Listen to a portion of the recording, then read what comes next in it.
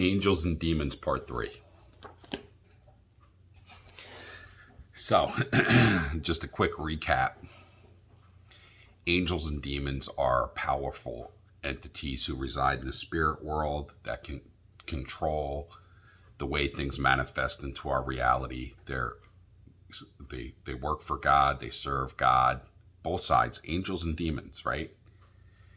And like you've been led to believe, they're not constantly at war with each other, right? There's not these great battles going in the spiritual world, right? They understand their roles. Are there conflicts sometimes? Yes, of course, because they're sentient beings with intellect, wisdom, power, and emotion. They're not emotionless creatures that just have no feeling, right?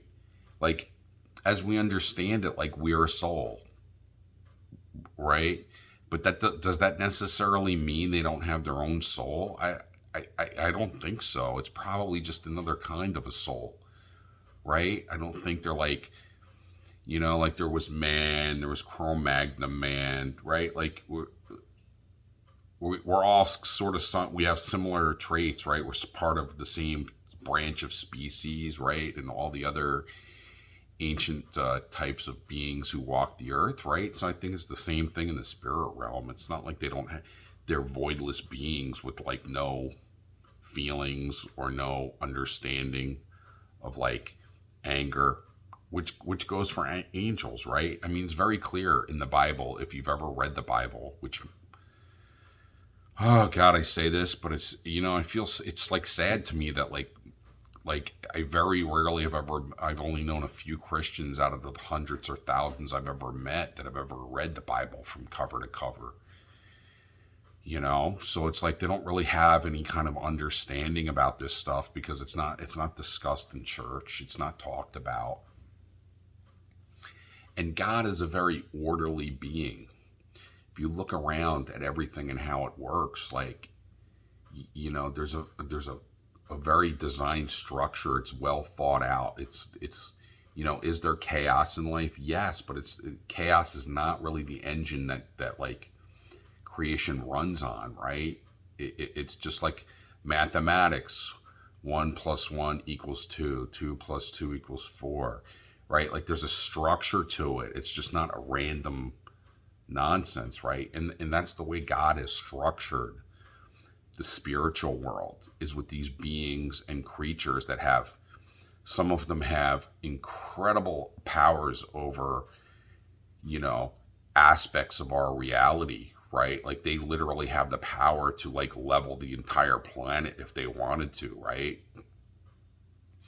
And then you have beings that come down to like, that are just like animals, right? And the more you like research into this kind of stuff, like for instance, common one that will come up is salamanders, because salamanders in the spiritual world are related to fire, right? So when you're doing this, they, in some way, their essence is fire, right? You can't see it, right? But like they're part of the engine. It's just like the engine has all kinds of belts and hoses and control mechanisms, right? Like you have an angel or a demon who is like the control mechanism of the engine, but as you break down into the engine, they're not doing all those functions, right? To make the tires spin. It's like you have a transmission, you have a steering belt, you have a radiator. And some of those beings are demons, and some of them are angels, and then some of them are just like creatures that aren't, they're just like wildlife, right? And all of those beings have different varying levels of intelligence and understanding and emotion, right? They're not like these empty, voided beings that trudge around in that reality like robots, right? Like they have their own willpower. They have their own ability to like do what they think is best, right? And all of that's within boundaries of the matrix and the design that the creator created. But he created it. He created angels and he created demon. He created light and he created dark, right? Like, and to have light, you have to have dark.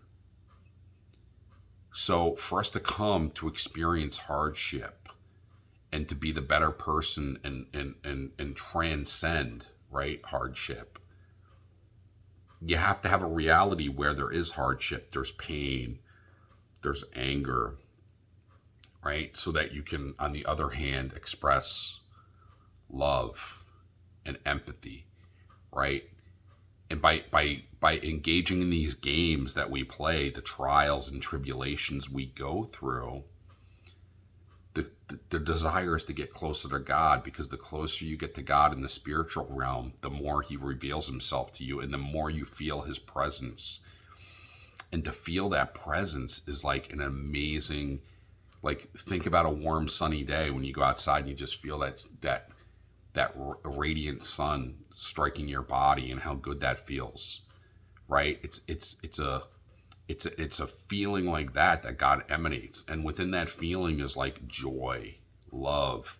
And when we say those words, they're just words. You can't even express what that really means in reality, because like we are not capable of expressing that or even comprehending what true joy is or true love.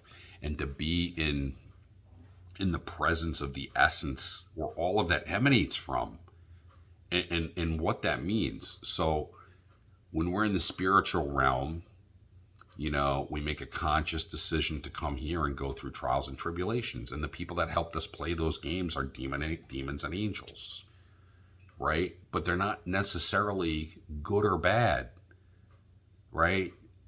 And one of the longest things it took me to learn was that, like,